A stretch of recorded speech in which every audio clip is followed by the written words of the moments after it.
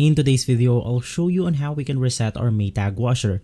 Now, resetting your Maytag washer comes with different term. Basically, to reset your washer, you are going to recalibrate it. Now, the question is how. You want to look for the control knob on your washer. Basically, it's going to look something like this, where you can select normal, wrinkle, control, hand wash, and more. And then we also have the start and pause button, and then we have some indicator lights or progression lights right here. Now for the next step, I know it's going to sound a little bit ridiculous, but you just have to follow along. Basically, you have to twist your knob to this control right here.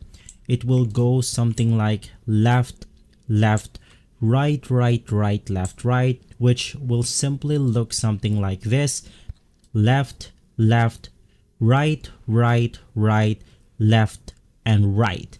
After heading over to the wrinkle control and being pointed at the wrinkle control, all of this progression lights will light up, basically showing you this progress right here. Just wait for the blinking to finish, and from there you want to continue twisting the control knob until you head over to rinse. Because as you can see on this tab right here, we have managed to control 1, 2, 3, and 4 until it took us to the rinse and spin.